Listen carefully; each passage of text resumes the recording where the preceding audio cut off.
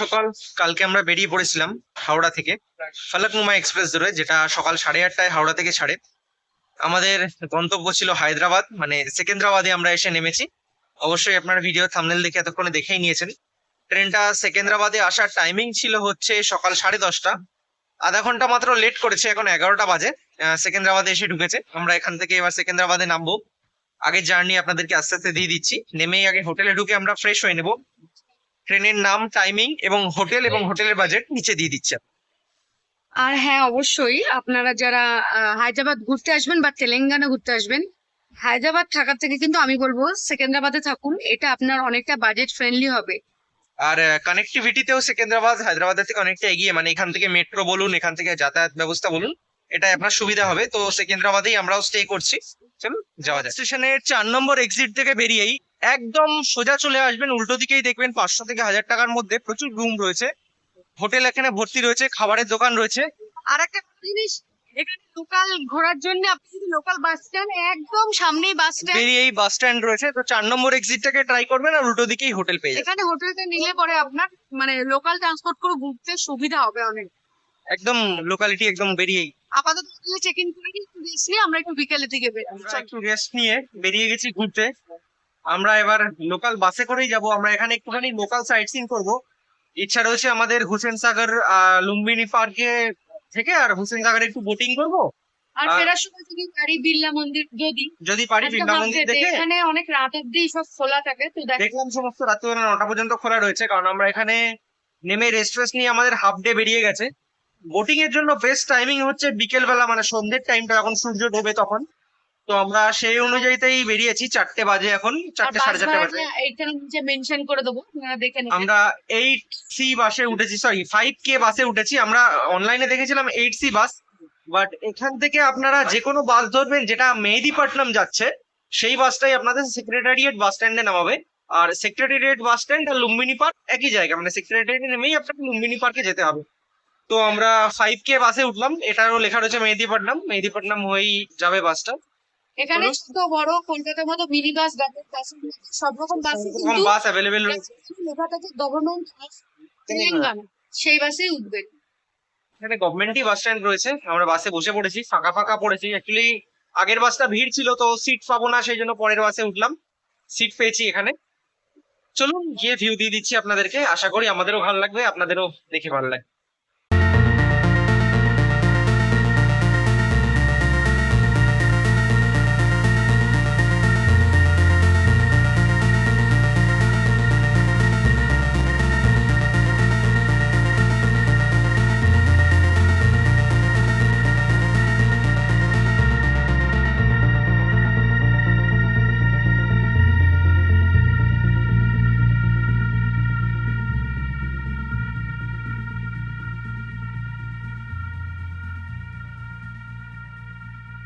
এই সন্ধ্যেবেলা এসে, সন্ধ্যে না বেসিক্যালি এটা গোধূলির সময়, সত্যি এইটা নিচেরটা পুরো গ্লাস মেড, পুরো সেকেন্দ্রাবাদ শহরের মানে রিফ্লেকশনটা এর উপর পড়ছে। আমি কি বলবো, এত সুন্দর যে মানে যত দেখছি তত ভালো লাগছে। ওটা থেকে এগিয়েই হচ্ছে বোটিং পয়েন্ট, আমাদের যে হুসেন সাগরে যে বোটিংটা করতে হয়, আর নিচে বোটিং ফিটা দিয়ে দিব। আর একটা কথা সেটা হচ্ছে না, বোটিংটা কিন্তু 8টা অব্দিও খোলা। আমরা সানডেতে এসছি তাই একটু ভিড়, অন্যান্য দিন হয়তো একটু কম ভিড় হতে পারে। তো ফাঁকা পেলেও পেতে পারে, সানডে রয়েছে সেই জন্য একটু ভিড় বেশি, তবে মজা লাগবে। চলো দেখা যাক। পার্কের এন্ট্রি ফি রয়েছে 20 টাকা করে পার পার্সন। পার্কে ঢোকার পর এবার আপনাকে গিয়ে বোটিং এর টিকিট আলাদা কাটতে হবে। তো সামনে লাইন রয়েছে, আমরা গিয়ে লাইনে দাঁড়িয়ে পড়লাম। এন্ট্রি ফি রয়েছে এখানে, এন্ট্রি ফি টিকিট দিয়ে ঢুকতে হবে। চলুন, বোটিং এর টিকিট কাউন্টার, লাইন পড়েছে কাউন্টারে। এখান থেকে আমরা টিকিট বুক করব।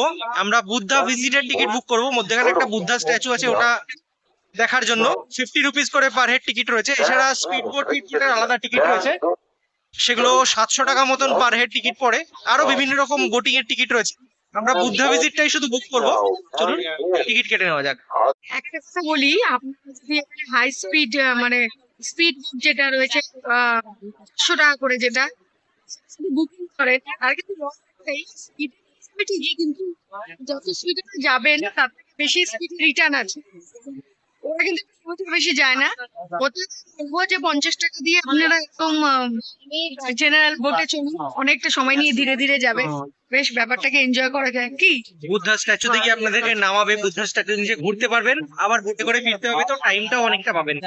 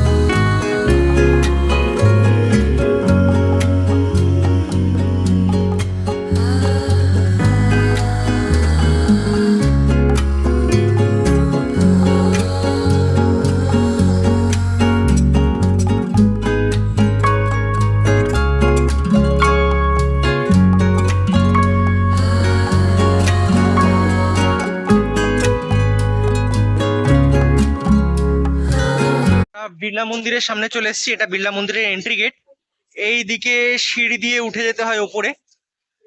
এখানে জুতো রাখার জায়গা রয়েছে, শু স্ট্যান্ড। এরপরে আর ক্যামেরা অ্যালাউ নেই, তো এখানে ভিডিও করে দিচ্ছি। আপনারা চাইলে হোসেন সাগর লেক থেকে বেরিয়ে বা লুম্বিনী পার্ক থেকে বেরিয়ে হেঁটে চলে আসতে পারেন বাই ওয়াকিং, অথবা আপনারা যদি অটো করেন 10 টাকা করে অটো পড়বে আপনাদেরকে, নিচে গেটের সামনে নামাবে। ওখান থেকে একটু, যেহেতু এটা একটা ছোট টিলার উপরে, তো হাঁটতে হাঁটতেই আপনাদেরকে আসতে হবে।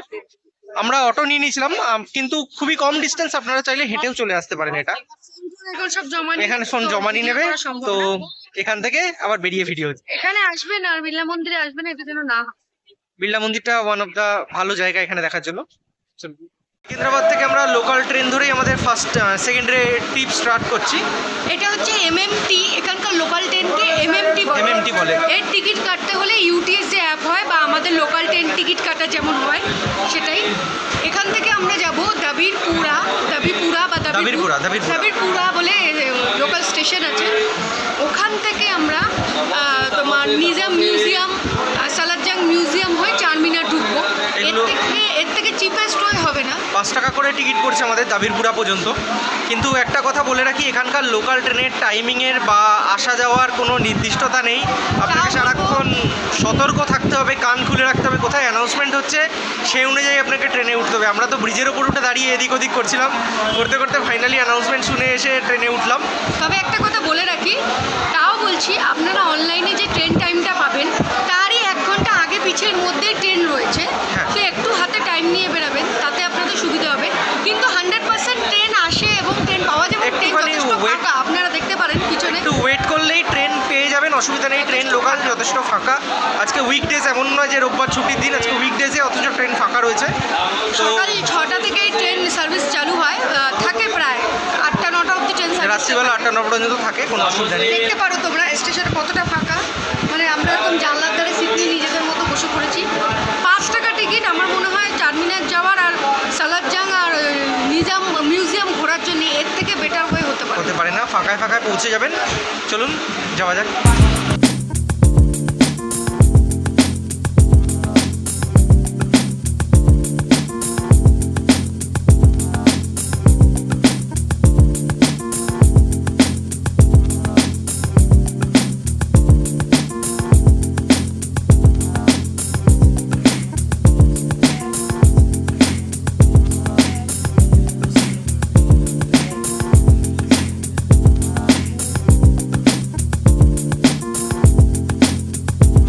সেকেন্ডাবাদ লোকাল ট্রেন চড়ে কিন্তু খুব মজা, বেশ ফাঁকা স্টেশন, যাত্রী কম, ভিড় একটা নেই, মানে হু হু করে হাওয়া দিয়ে উড়ে চলে যাচ্ছে এরকম ব্যাপার, বেশ মজাদার। যদি সত্যি লোকাল ট্রেন ধরে আপনি ঘুরতে পারেন তাহলে কিন্তু একটা বেশ ভালো প্রাপ্তি বলতে পারি হায়দ্রাবাদ থেকে।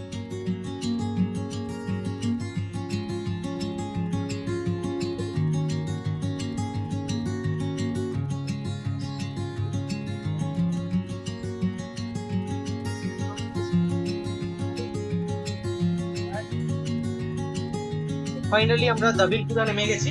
এবার এখান থেকে আমরা চলে যাব হচ্ছে সালারজাং মিউজিয়াম, নিজাম মিউজিয়াম, এগুলো সমস্ত পরপর রয়েছে, কিন্তু সবার ফার্স্টে আমরা যাবো হচ্ছে পুরানি হাভেলি। চলুন যাওয়া যাক। দাবিপুরা স্টেশনে নেমেছিলাম, ওখান থেকে 15 টাকা পার হেড অটো করেছি, অটো করে চলে এসেছি নিজামস মিউজিয়াম। পুরানি হাভেলি নিজামস মিউজিয়াম এখানেই পরপর একই কমপ্লেক্সের ভেতরে। এখানে টিকিট কেটে আমরা ভেতরে যাবো, চলুন যাওয়া যাক।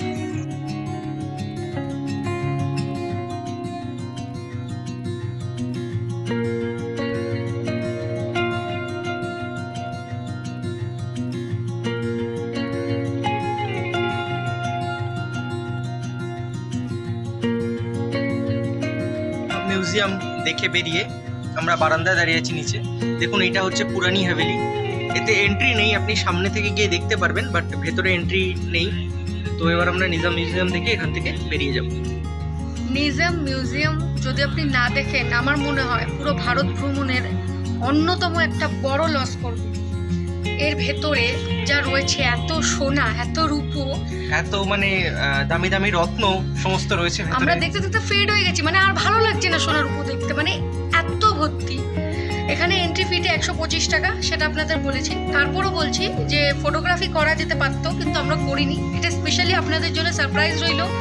নিজেরা আসবেন এবং এক্সপিরিয়েন্স করবেন, এর থেকে বড় সত্যি এক্সপিরিয়েন্স হতে মানে পারে না। ইটের থানের মতো মতো যে সোনা হতে পারে, মানে আমরা যেটা শুনে এসেছি সিনেমায়, এখানে বোধহয় অ্যাকচুয়াল আমি এত সোনার উপর হিরে, মানে ওটা কি বলে, এমারেল্ড, চুনি, পান্না, মানে কি নেই কি নেই, মানে দেখতে দেখতে আমরা ফেড হয়ে গেছি যে এত সোনার উপর। এত দিয়ে কি হবে? মানে স্টিলের বাসন, মাটির বাসনের মতো যেমন বাড়িতে থাকে সেরকম মানে কমন লাগতে শুরু করলো, মানে 15-20 মিনিট দেখার পর এত সোনার উপর। মানে আমি কোনো মিউজিয়ামে দেখিনি, আমি তাজমহলে গেছিলাম, আমাদের ইচ্ছা ছিল যে তাজমহলের গায়ে নক্ষত্র খচিত জায়গাগুলো দেখবো, কিন্তু ওখানে কিচ্ছু নেই। যদি রিয়েলি কিছু মানে স্টোনস এবং জুয়েলারি আপনাকে দেখতে হয় বা উপভোগ করতে হয়, সোনা দেখতে হয়, must be Nizam museum must. Museum থেকে বেরিয়ে চলে এসেছি সালারজাং মিউজিয়াম, দেখতে পাচ্ছেন আপনারা। এবার সালাং মিউজিয়াম দেখবো, দেখে এখান থেকে আমরা হায়দ্রাবাদ চারমিনারের দিকে বেরিয়ে যাব। চলুন, আশা করি মিউজিয়ামের ভেতরে ফটোগ্রাফি অ্যালাউ আছে, দেখা যাক। টিকিট কেটে ভেতরে ঢুকছি। নিজাম মিউজিয়াম থেকে বেরিয়ে আমরা একটা অটো করে এসেছিলাম এখানে সালারজাং মিউজিয়াম পর্যন্ত। তো আমাদের পার হেড 20 টাকা করে পড়েছে এখানে অটো ভাড়া।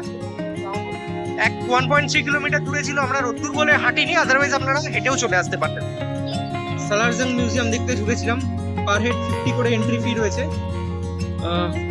আপনাকে কি বলবো, মানে এত বড় মিউজিয়াম, আপনারা যদি 3 থেকে 4 ঘন্টা টাইম না নিয়ে ঢোকেন তাহলে সত্যি কথা বলতে ভেতরে হারিয়ে যাবেন। এত রুমস রয়েছে, মানে ইন্ডিয়ান, মানে ক্যালকাটা মিউজিয়াম যেটা ইন্ডিয়ান ন্যাশনাল মিউজিয়াম, ওটা যদি ঢুকতে দেখে থাকেন আপনারা, তার মানে যেমন ভেতরে এদিক থেকে ওদিক থেকে প্রচুর রুমস রয়েছে, প্রচুর এক্সিবিট রয়েছে। এটাও কাইন্ড অফ সেম, এটাতেও প্রচুর এক্সিবিট রয়েছে, মানে পেন্টিং থেকে শুরু করে, ওয়েপন্স থেকে শুরু করে, স্কাল্পচার থেকে শুরু করে, হিস্টোরিক্যাল, বর্তমান, মানে প্রচুর শো চলছে ভেতরে, মানে ভিডিও শো আপনি বসে দেখতে পারেন ফ্রিতে, এরকম খুব বড় মিউজিয়াম। তো এটা যখনই আপনারা দেখতে আসবেন 3 থেকে 4 ঘন্টা মতন আপনাদের সময় নিয়ে আসবেন, তাহলে আপনারা পুরোটা কভার করতে পারবেন। আদারওয়াইজ কমসে কম 1 থেকে 2 ঘন্টা হাতে রাখবেন, যাতে মানে মডারেটলি আপনারা এটা দেখতে পারেন। এর কমে কিন্তু এটা দেখা কমপ্লিট করতে পারবেন না একদমই। খুবই ভালো মিউজিয়াম, 50 করে এন্ট্রি ফি। এবার আসি টিকিট কাটার প্রসেসে। আপনারা যদি অফলাইন টিকিট কাটতে চান তো এখানে টিকিট কাউন্টার আছে। আদারওয়াইজ আপনারা যদি বুক মাই শো থেকে টিকিট কাটতে চান সেম পড়ে 50 টাকা করে। আপনারা যদি ফোন নিয়ে এন্ট্রি করতে চান তাহলে 50 টাকা এক্সট্রা পড়ে, মানে 50 টাকা ফোনের জন্য আপনাদেরকে দিতে হবে। ভেতরে ফটোগ্রাফি ভিডিওগ্রাফি করতে পারবেন, যদি ফোন নিয়ে ঢোকেন তো 50 টাকা এক্সট্রা তার জন্য চার্জেস পে করতে হবে। আমরা ফোন নিয়ে ঢুকি না, কারণ আমরা চাই আপনারা এসে নিজের চোখে দেখুন। তো সালারজাং মিউজিয়াম থেকে এবার বেরিয়ে আমরা এখান থেকে চারমিনারের দিকে এগিয়ে যাব। এটা আশা করি আপনাদেরকে আর বলে দিতে হবে না আমরা কোথায় চলে এসেছি, এটা আপনারা সবাই জানেন কোথায় চলে এসেছি। আমরা উইকডেজে এখানে দাঁড়িয়ে আছি, তাতেই মানে গায়ে উঠে পড়ছে লোকজন, এত ভিড় রয়েছে। উইকেন্ড আসলে তো এখানে মানে পা দেওয়া যাবে না, এটা মানে রাস্তাটা ব্যারিকেড করে দেওয়া রয়েছে, গাড়িটা ঢুকতে পারে। শুধু মানুষ হাঁটছে, জিনিস বিক্রি হচ্ছে, এত ভিড়। চারমিনার দেখাই যাচ্ছে, আর কি বলবো। ফাইনালি মানে হায়দ্রাবাদের আইকনিক জায়গায় চলে এসেছি, যেটার জন্য হায়দ্রাবাদকে সবাই চেনে।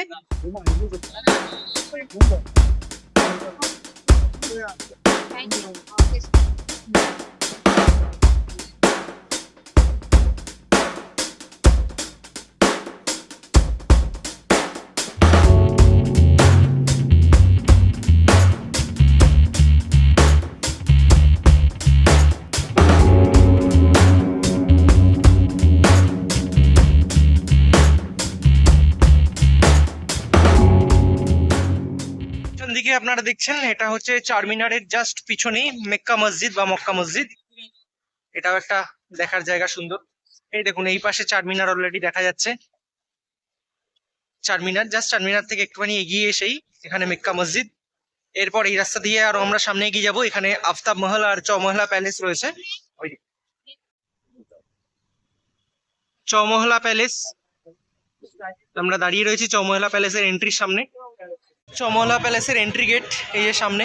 এখানে ম্যাক্সিমাম মনুমেন্টের মধ্যেই আপনার ফোন নিয়ে অ্যালাউ নেই, আর ফোন অ্যালাউ করতে হলে আলাদা পে করতে হয়। তো আমরা কোথাও ফোন নিয়ে ঢুকছি না। আর আমরা 4:45টার আগে 4:30টাতে এসেছি, তাও ঢুকতে দেবে না, কারণ 5টাতে ক্লোজ। 5টাতে ক্লোজ, তো এখনই গেট বন্ধ করে দিচ্ছে। Okay. বাইরে থেকে ছবি দিয়ে দিচ্ছি। চলো তাহলে। চলুন আগে যাওয়া যাক। হ্যালো বন্ধুরা, আপনারা যারা হায়দ্রাবাদে আসেন সবাই জানে এখানকার বিরিয়ানি ফেমাস, বাট আমরা এখানে ট্রাই করছি মান্ডি। এটা অ্যারেবিয়ান রাইস, তো এটা এখানে ট্রাই করছি ফার্স্ট। দেখা যাক, বিরিয়ানিতে সবাই খায়, এটা নতুন জিনিস।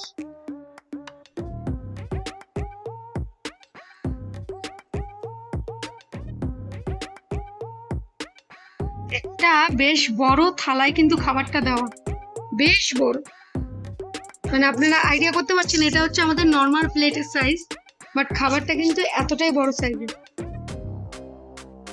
ট্রাই করা যাক, একটুখানি গ্রেভি নিয়ে নিই। এটা তো গ্রেভি মাস্ট আলাদা। Try with the paneer also.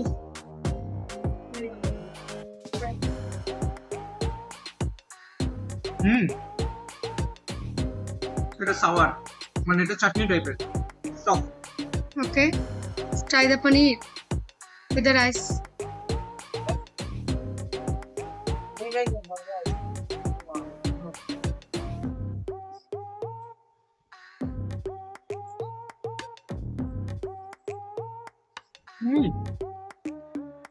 খুবই ভালো। সো বিরিয়ানির সঙ্গে যাওয়া ভালো না মান্ডি? বিরিয়ানি আমি টেস্ট করতে পারছি না, তবে মান্ডি সত্যিই বেটার। নন স্পাইসি, ভালো খাবার লাগবে এখন।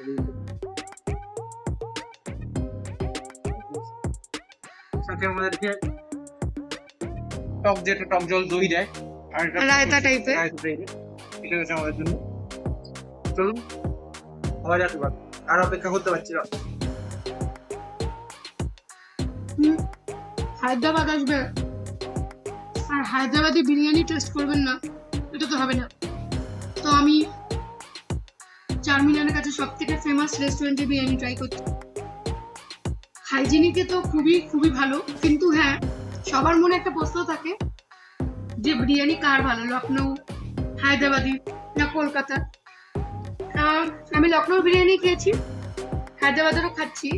আরেকটা প্রথম কথা বাঙালিদের কাছে, হায়দ্রাবাদ বিরিয়ানি কিন্তু আলু থাকে না, একদমই নয়। লখনৌ বিরিয়ানিতেও থাকে না।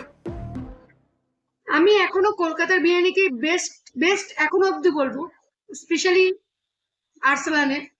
কিন্তু বিরিয়ানি টেস্ট এক এক রকম হয়ে থাকে। এখানে যে বিরিয়ানিটা খাচ্ছেন এটা অনেকটা কষা ভাত, কষা মাংস ভাতের মতোই হয়। টেস্টটা একটু আলাদা, ফ্লেভার আলাদা হয়। বিরিয়ানি অবভিয়াসলি ভালো, কিন্তু আমরা যেটাকে বিরিয়ানি বুঝি, যেটাকে আমরা খুঁজি, সেটা এর মধ্যে নেই। লখনৌতে যেমন আবার অতিরিক্ত মশলা, অতিরিক্ত হজম করতে কষ্ট।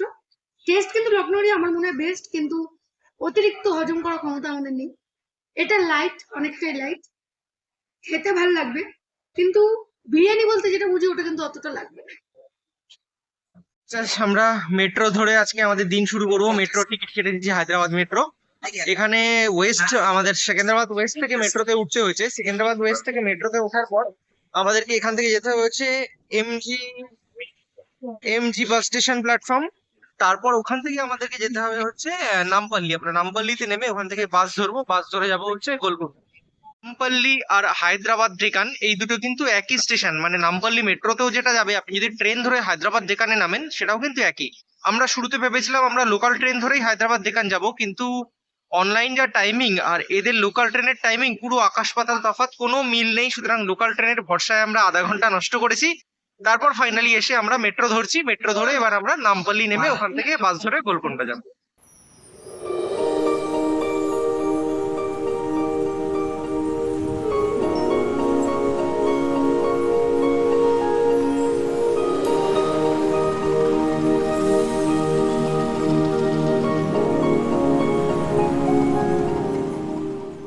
মেট্রোতে ফাইনালি বসে রয়েছি। এখানকার মেট্রো মিডিয়াম, খুব একটা বেশি ভিড় নয়, তবে লখনৌর মতন ফাঁকা এবং লাক্সারিও নয়। তো আপনারা কেউ যদি লখনৌর ভিডিও দেখতে চান, লখনৌর মেট্রো কিরকম, ওপরে আই বাটনে দেখে নেবেন, আমি লিংক দিয়ে দেবো। লখনৌর মেট্রো বা লখনৌর ভিডিও আছে, তাই দেখে নেবেন। তবে যদি মেট্রোতে কোনো জায়গার মেট্রো ভালো লাগে তাহলে কিন্তু না কলকাতাকে বলবো না হায়দ্রাবাদ লখনৌ মেট্রো বেশি বেশি এখনো luxury, পর্যন্ত আমাদের কাছে বেশি লাক্সারি লেগেছে। বেশি ভালো।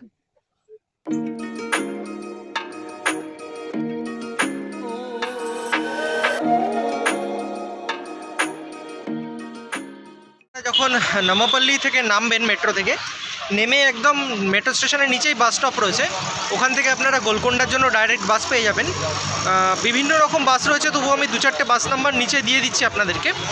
40 টাকা করে পড়ে নামাপল্লী থেকে গোলকোন্ডা পর্যন্ত। ওই পিছনে দেখতে পাচ্ছেন অলরেডি গোলকোন্ডা ফোর্টের সামনেই দাঁড়িয়ে রয়েছে। একদম গোলকোন্ডা ফোর্টের ভেতরেই, মানে বাস স্ট্যান্ড হিসাব অনুযায়ী ফোর্ট বাউন্ডারির ভেতরে, তো কোনো অসুবিধা হবে না। এখানে নেমে পড়বেন, নেমে গোলকোন্ডা ফোর্টে ঢুকে যাবেন। গোলকোন্ডা ফোর্টের টিকিট কেটে নিয়েছি। 25 টাকা করে পার হেড টিকিট রয়েছে গোলকোন্ডা ফোর্টের। টিকিট কাটার পর এইদিকে এন্ট্রান্স রয়েছে, এখান দিয়ে ঢুকতে হবে আমাদেরকে। আজকে পুরো দিনটা বেশ পিকনিকের মতো কাটবে আমাদের গোলকোন্ডা ফোর্টে। ভেতরে মিউজিয়াম রয়েছে, দেখা রয়েছে টিকিটে লেখা রয়েছে ভেতরে মিউজিয়াম আছে দেখার জন্য। আমরা একটু খাবার দাবারও ক্যারি করে নিয়ে এসেছি, বেশ পিকনিক হবে। দেখা যাক।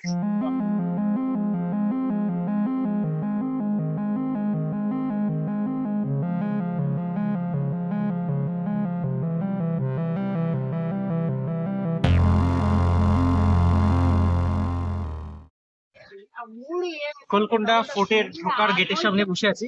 আপনাদেরকে গোলকোন্ডা ফোর্ট সম্বন্ধে একটু হালকা করে বলে দিই। এই গোলকোন্ডা ফোর্ট প্রথম তৈরি করেছিল হচ্ছে কাকাতীয় বংশের লোকেরা বা রাজারা। কাকাতীয় বংশের রাজারা এটা তৈরি করেছিল মানে মাটি দিয়ে, মাটি ইট ব্রিক দিয়ে তৈরি করেছিল, মাটির ইট দিয়ে বা মাটির ডালা দিয়ে তৈরি করেছিল। এবং তেলেগু ভাষায় গোলকোন্ডা মানে হচ্ছে গোবর মাটির দলা বা টিলা। তো সেই হিসেবে এটার নাম হচ্ছে গোলকোন্ডা ফোর্ট। পরবর্তীকালে এটা বিজয়নগর সাম্রাজ্যের আন্ডারে চলে আসে এবং বিজয়নগর সাম্রাজ্য থেকে কুতুব শাহী বংশের যারা বাহমনি রাজারা আসে, বাহমনি রাজারা এটাকে দখল করে। যুদ্ধ ফার্স্ট বাহমনি ওয়ারে, বিজয়নগর বাহমনি যুদ্ধে এটা দখল করে নেয়, সেই থেকে বাহমনি সাম্রাজ্যের আন্ডারে। এবং তার পরবর্তীকালে এটা কুতুব শাহী বংশের আন্ডারে চলে আসে। কুতুব শাহী বংশ থেকে যখন এটা স্বাধীন হয়, মানে কুতুব শাহী যখন শাসন আস্তে আস্তে নিতে ঢিলা হয়ে পড়ে, তখন এটা স্বাধীন হয়ে এখানকার একটা আলাদা বিজয়নগর সালতানাত তৈরি করা হয়, বা বাহমনি রাজারা এটাকে স্বাধীন করে আলাদা করে গোলকোন্ডা সালতানাত তৈরি করে। তো সেই থেকে এই গোলকোন্ডা ফোর্ট লাস্ট পর্যন্ত নিজামদের আন্ডারে আসে এবং নিজামরাই লাস্ট এটার মালিক ছিল। পরবর্তীকালে স্বাধীন হয়ে এটা এখন পড়ে রয়েছে, মানে খন্ডার হয়ে পড়ে রয়েছে বা আর্কিওলজিক্যাল সাইট হিসেবে পড়ে রয়েছে ভারত সরকারের অধীনে। তো গোলকোন্ডা ফোর্ট, চলুন ভিতরে যাওয়া যাক।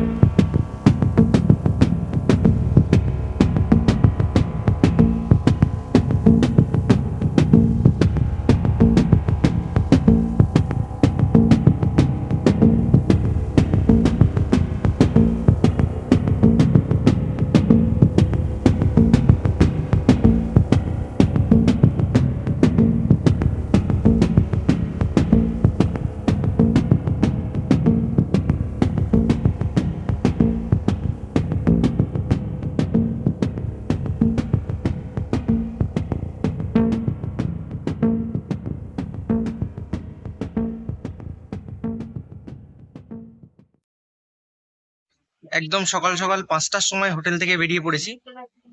তেলেঙ্গানা ট্যুর করতে এসে ম্যাক্সিমাম লোকেরাই রামোজি ফিল্ম সিটি যায়, বা খুব বেশি থেকে বেশি হলে নাগার্জুন ওয়াটারফল দেখতে যায়, বা বা খুব রেয়ার লোক হলে পরে মল্লিকার্জুন মল্লিকার্জুন মানে জ্যোতির্লিঙ্গের মধ্যে একটা মল্লিকার্জুন দেখতে যায়।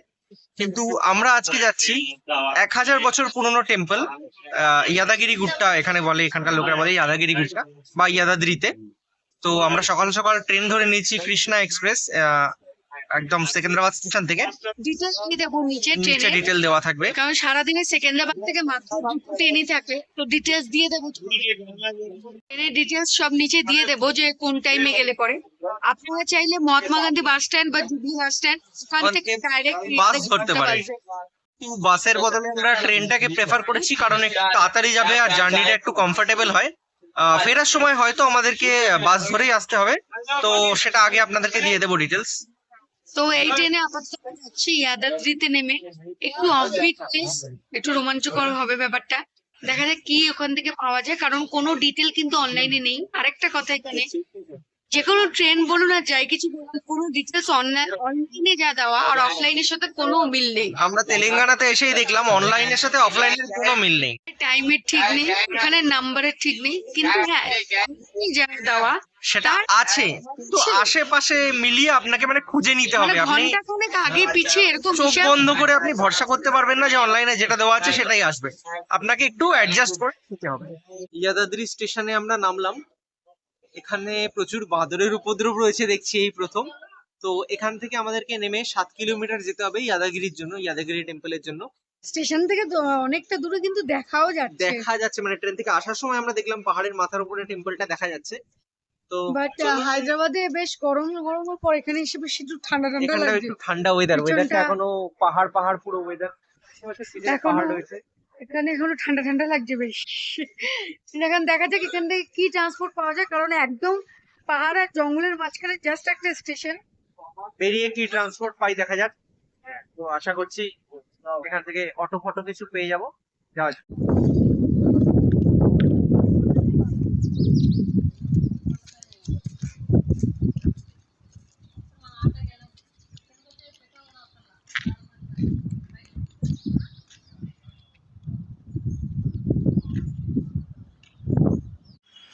ইয়াদাদ্রি স্টেশনে নামার পর স্পেশালি স্টেশন থেকে বাইরে তো পুরো মন্দিরটা দেখা যায়, ইয়াদাদ্রি গুট্টা বা লোটাস টেম্পল বা নরসিংহের বা লক্ষ্মীনারায়ণ যেটাই বলবেন।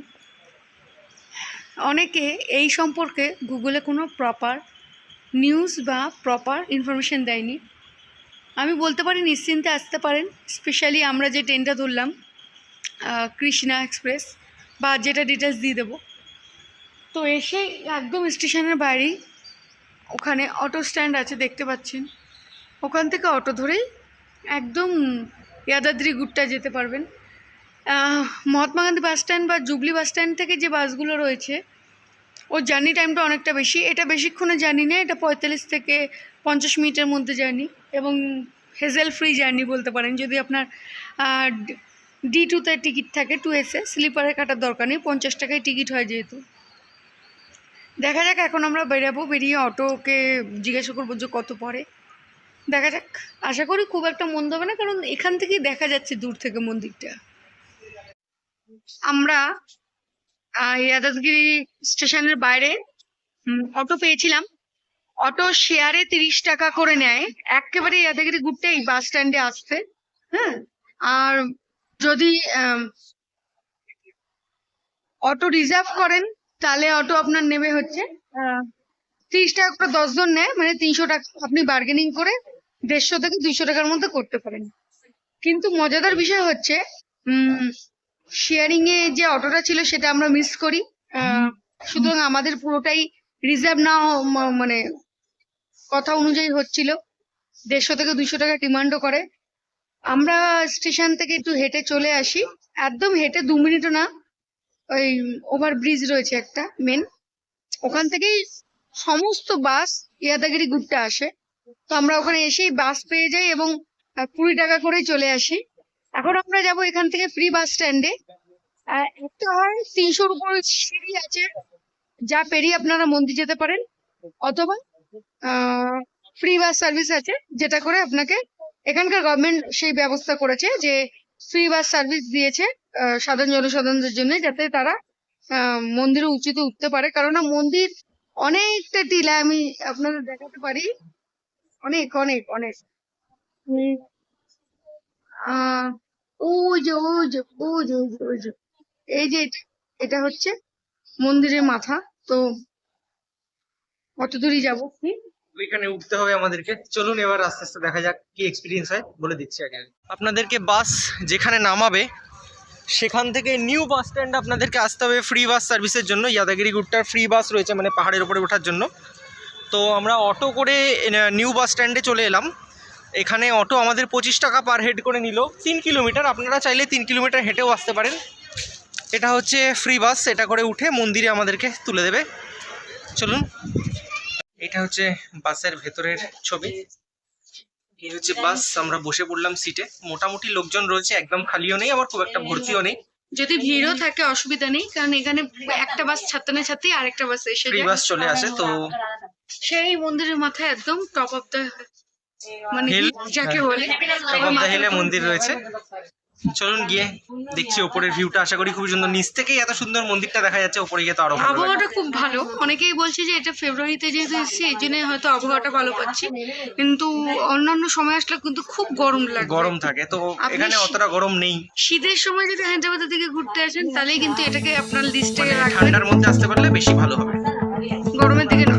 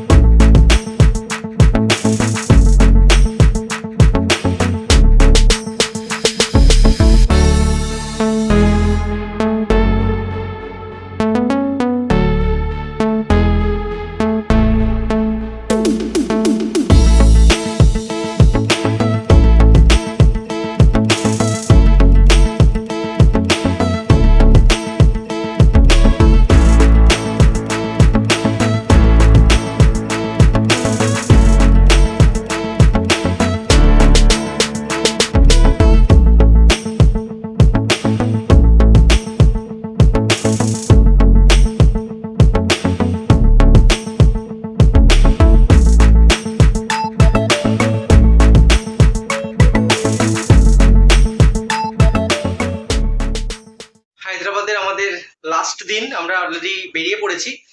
কাকাশিয়া ডাইনাস্টির মানে যে রাজত্ব বা রাজধানী বলতে পারেন, সেটাই আমরা যাব আজকে। সেটা নাম হচ্ছে ওয়ারেঙ্গেল।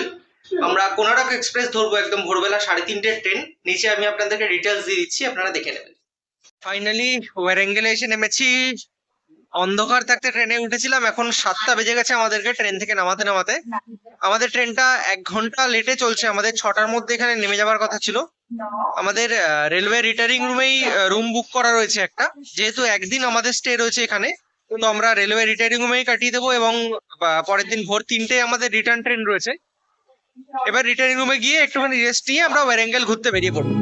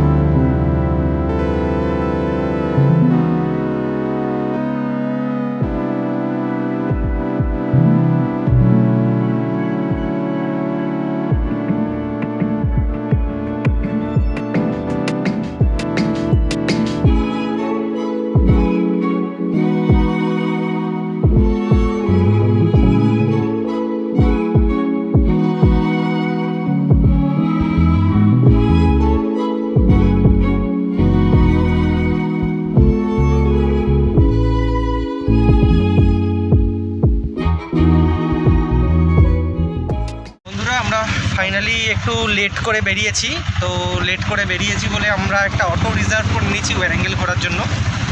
মোটামুটি যে 6টা বিখ্যাত পয়েন্ট রয়েছে সেটা আমাদেরকে ঘোরাবে। তো আমাদেরকে 500 টাকা আমাদের সাথে কথা হয়েছে। এখন আমরা সবার প্রথমে বেরিয়ে যাচ্ছি হচ্ছে Warangal fort, Warangal archaeological museum. চলুন যাওয়া যাক, গিয়ে ভিডিও দিচ্ছি। আমরা 1000 পিলার টেম্পলে চলে এসেছি। পিছনে দেখতে পাচ্ছেন এটা 1000 পিলার টেম্পল। এটা ওয়ারাঙ্গলের one of the most famous ঘোরার জায়গা 1000 পিলার টেম্পল। চলুন ভেতরে যাওয়া যাক।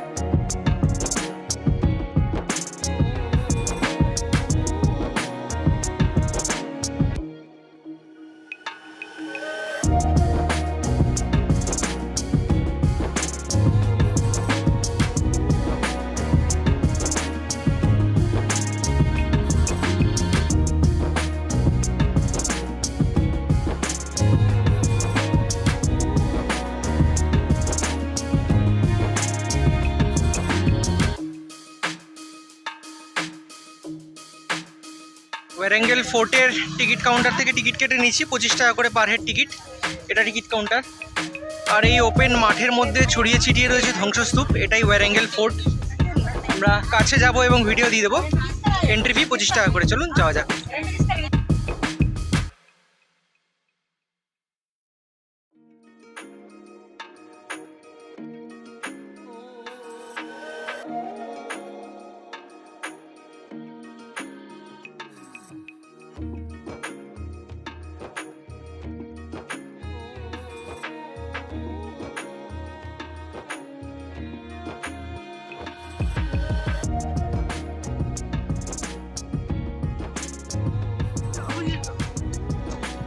এটা হচ্ছে ওয়ারাঙ্গল ফোর্টের গেটের সিম্বল, যেটা তেলেঙ্গানা ট্যুরিজমরাও ইউজ করে। তেলেঙ্গানা ট্যুরিজমের দুখানা সিম্বল থাকে, একটাই ওয়ারাঙ্গল ফোর্টের গেট আর একখানা হায়দ্রাবাদ। এই দুটো মিলিয়ে তেলেঙ্গানা ট্যুরিজমের লোগো তৈরি হয়েছে। তো এই হচ্ছে সেই বিখ্যাত গেট ওয়ারাঙ্গল ফোর্টের, যেটা খুবই সমস্ত জায়গায় অ্যাডভার্টাইজেও দেখা যায়।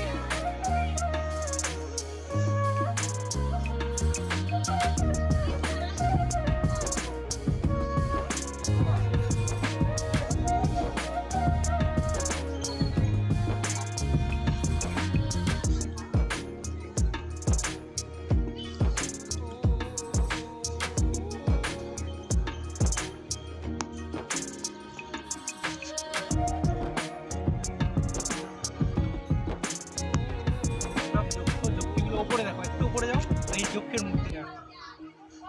কোনটা? এই যে এগুলো সব ছোট ছোট যক্ষের মূর্তি আছে।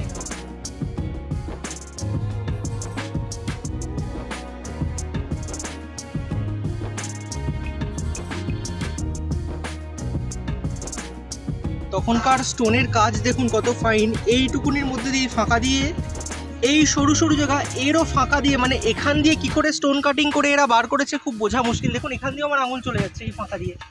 মানে এত সুন্দর এরা স্টোনের কাজ করতো কি করে খুব বোঝা মুশকিল। হেবি সুন্দর সরু সরু সূক্ষ্ম সূক্ষ্ম জায়গাও ফাঁকা দিয়ে কাজ করেছে।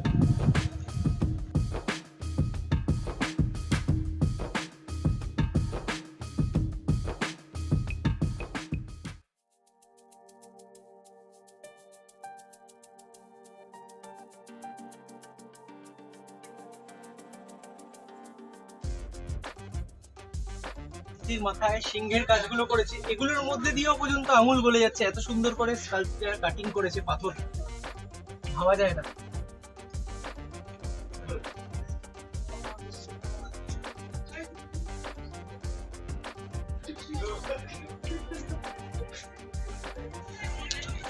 দেখুন দুদিকে যে হাতি রয়েছে, হিসাব অনুযায়ী এটা ফোর্টের এন্ট্রি পয়েন্ট। সবসময় গেটে দুদিকে দুটো হাতি রাখাটার প্রথা ছিল।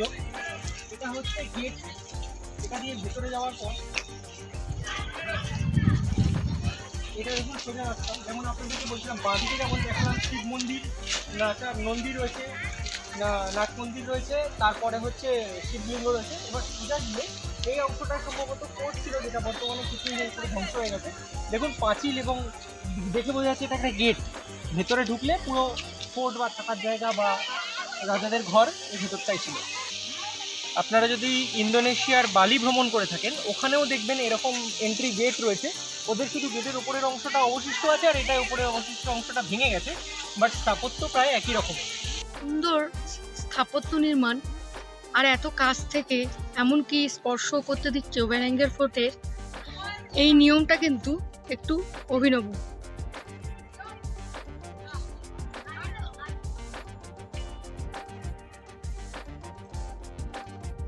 বিশেষ করুন ওয়ারেঙ্গেল ফোর্ট ঘুরতে এসে মনে হচ্ছে যেন খোলা মাঠের মধ্যে কোনো আর্কিওলজিক্যাল মিউজিয়ামকে ছড়িয়ে রেখেছে, আমরা ঘুরে ঘুরে দেখছি।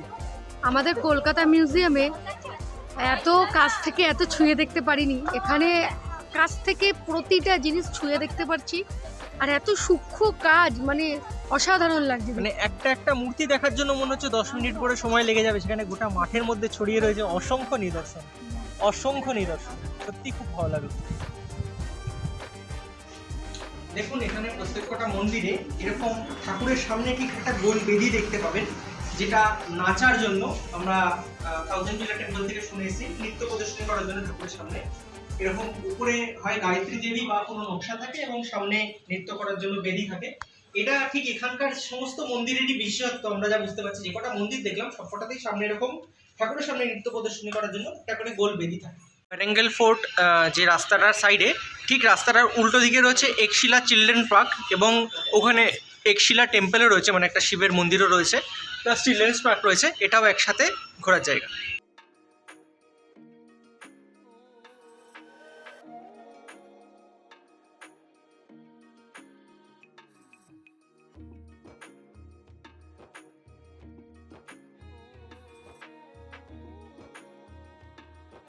ওয়ারেঙ্গেল থেকে আজকে আমাদের ঘরে ফেরার পালা। আমরা যে ট্রেনটা চুজ করেছি এটা হচ্ছে উইকলি সুপারফাস্ট, এটা শালিমার যায় সেকেন্দ্রাবাদ থেকে, সপ্তাহে একটা দিনই থাকে। তোমরা তো পুরো ঘোরার ভিডিও দেখে নিলে, এবং ফেরার ট্রেনের টিকিটের ডিটেলসও নিচে দিয়ে দিচ্ছি।